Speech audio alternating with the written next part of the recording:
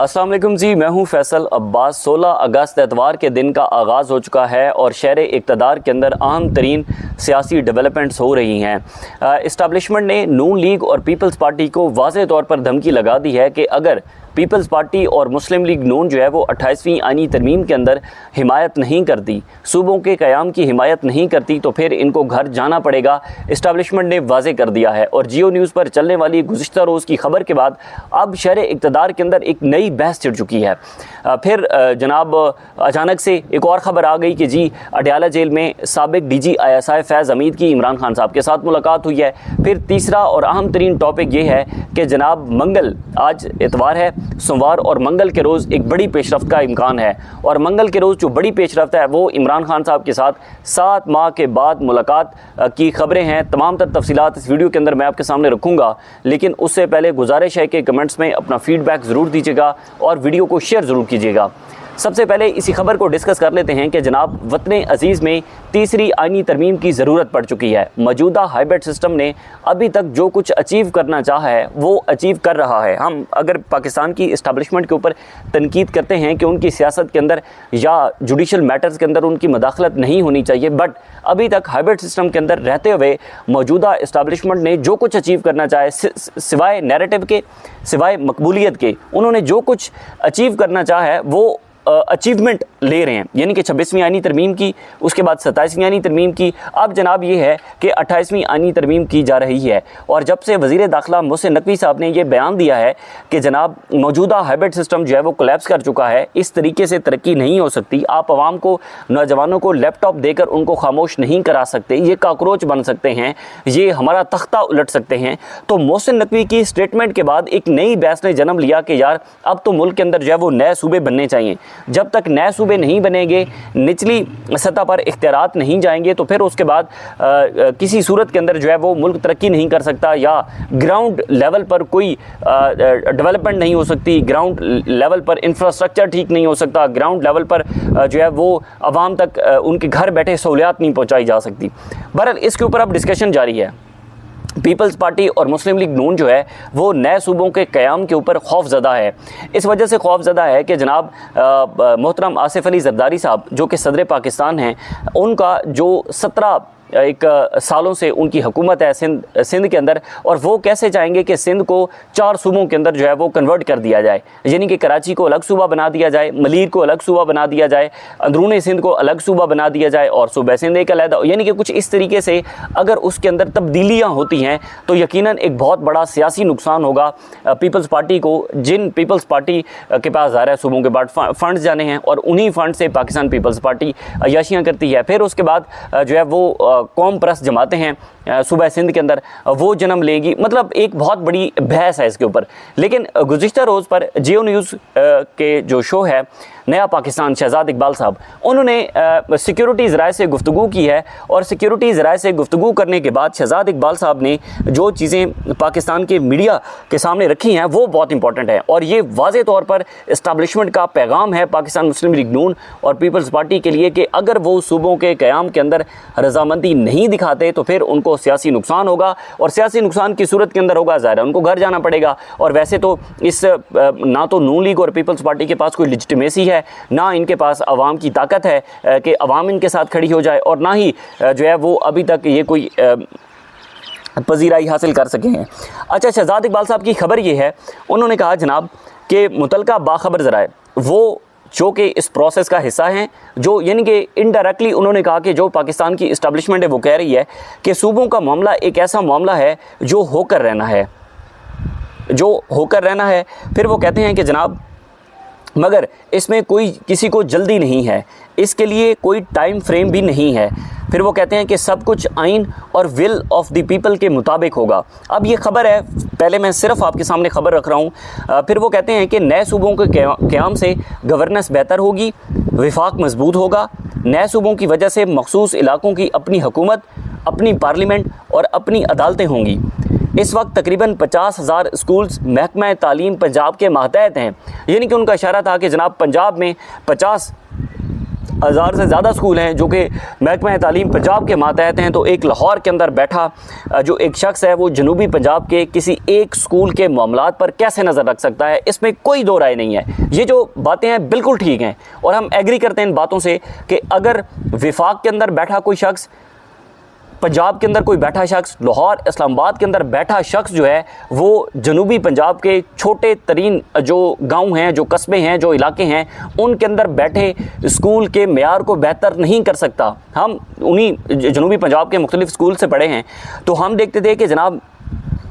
जनूबी पंजाब के अंदर बड़े जो अफसरान हैं, जो तालीमी महकमे के अंदर बड़े अफसरान हैं, उनके विज़िट हुआ करते थे। एक साल के अंदर 2 विज़िट हुआ करते थे उनके, और एक साल के जो 2 विज़िट हुआ करते थे, आप अंदाज़ा लगाएं कि अगर उनका 1 घंटे का भी किसी एक स्कूल का विज़िट हो तो 1 घंटे के अंदर वो क्या चीज़ें ऑब्ज़र्व करेंगे, 1 घंटे के अंदर क्या मसाइल जो है वो ख़ुद उनको ऑब्ज़र्व करके फिर उनके अंदर इस्लाहत करेंगे, नहीं कर सकते। जब तक उस ग्राउंड के अंदर बैठा जो टीचर है, जो प्रिंसिपल है, जो शख्स है, जो ओहदेदार है, उसको इख्तियारात नहीं दिए जाएंगे, तब तक जो है वो इस्लामाबाद या लाहौर के अंदर बैठा शख्स कोई बड़ी तब्दीली नहीं ला सकता। इस बात के अंदर कोई दो राय नहीं है। फिर कहते हैं जो बाखबर ज़राए हैं शहजाद इकबाल साहब के, कि सूबों की तादाद बढ़ जाएगी तो बोझ भी तकसीम होगा, गवर्नेंस में बेहतरी आएगी। सूबों की तादाद बढ़ जाएगी तो उन्होंने कहा कि जनाब इसमें दूर दराज इलाकों में बेहतर जो डिलीवरी का मकसद है वो लोकल बॉडी, तो सवाल शहजाद इकबाल साहब ने किया कि जनाब दूर दराज इलाकों में बेहतर डिलीवरी का जो मकसद है तो लोकल बॉडी सिस्टम जो है उसको मजबूत क्यों नहीं किया जा सकता। तो उनका जवाब था कि जनाब 18वीं तरमीम को 16 साल हो गए मगर किसी सूबे ने अच्छा बल्दियाती कानून नहीं बनाया। उसके बाद वो कहते हैं कि जनाब सूबाई खुद मुख्तारी ऐसा मामला है जिसे अवाम और सियासी जमातें तस्लीम करते हैं। उन्होंने कहा कि हमारी राय है कि सूबाई खुद मुख्तारी को यकीनी बनाते हुए नए सूबे बनाए जाएं। नए सूबों से यकीनन सरकारी अखराजात बढ़ेंगे, इसमें कोई दो राय नहीं है, मगर वो अखराजात इससे बहुत कम होंगे जो बेहतर गवर्नेंस से फ़ायदा हासिल करें। इस तजवीज़ पर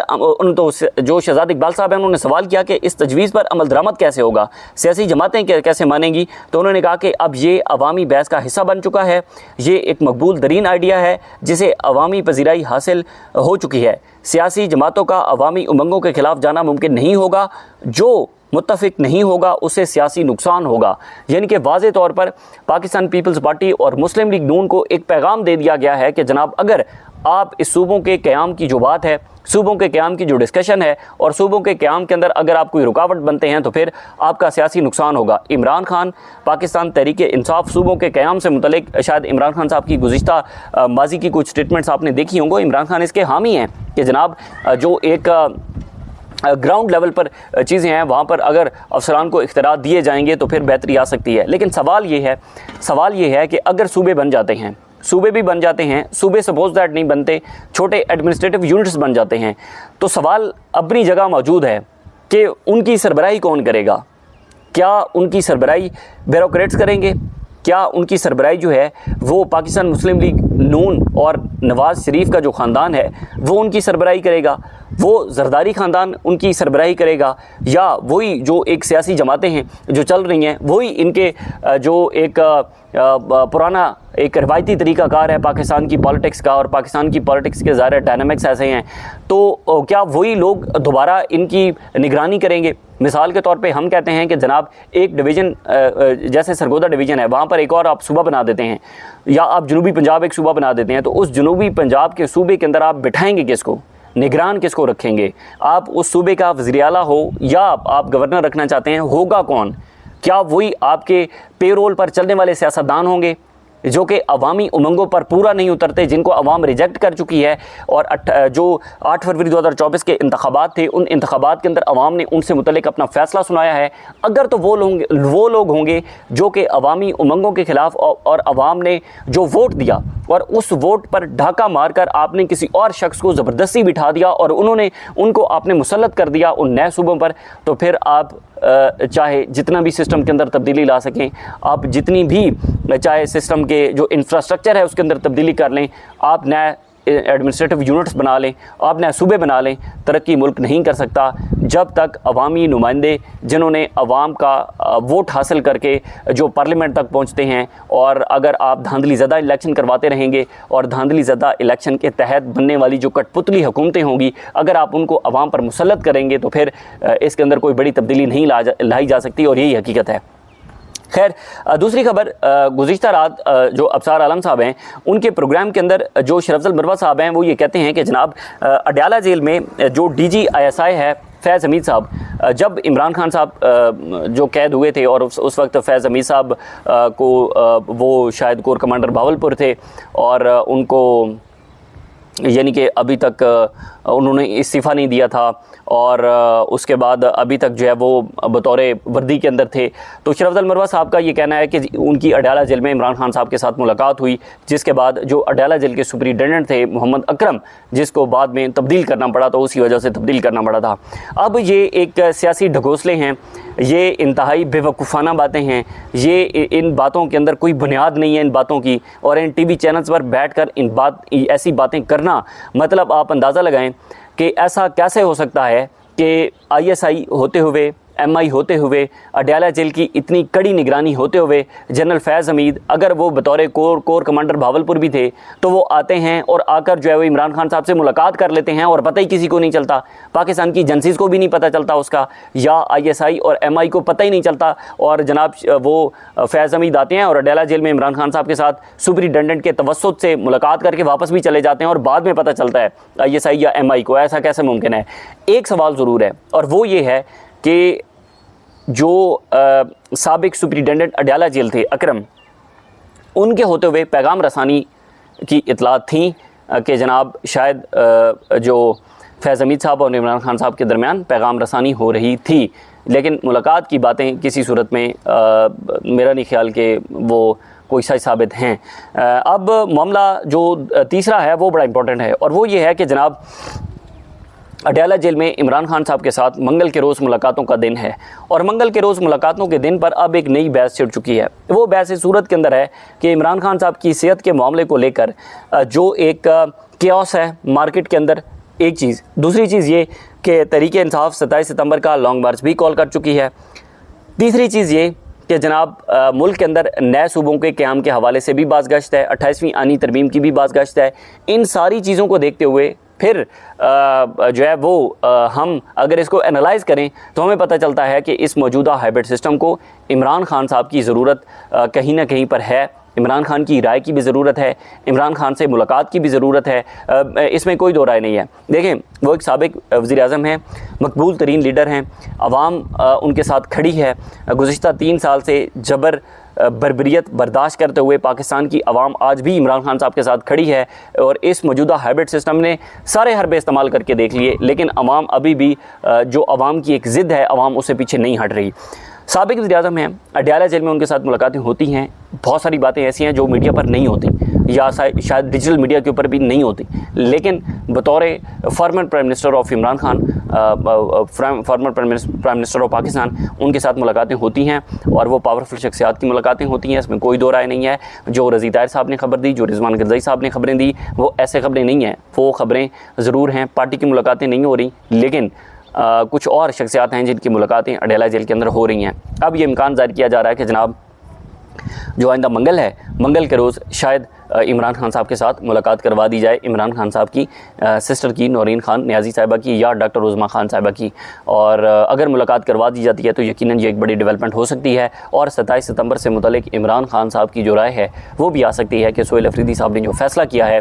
27 सितंबर को इस्लामाबाद पर चढ़ाई का, तो उससे मुतल्लिक इमरान खान साहब की क्या राय है। दूसरा, इमरान खान की सेहत से मुतल्लिक जितनी अफवाहें गर्दिश कर रही हैं, या उनको हॉस्पिटल मुंतकिल करने से मुतल्लिक जो अफवाहें गर्दिश कर रही हैं, उससे मुतल्लिक भी क्लियर हो जाएगा कि इमरान खान साहब की जो लिविंग कंडीशन है वो लिविंग कंडीशन कैसी है। बहरहाल मज़ीद जो भी डेवलपमेंट्स होंगी आपके साथ शेयर करेंगे। इजाज़त दीजिए, अल्लाह हाफ़िज़।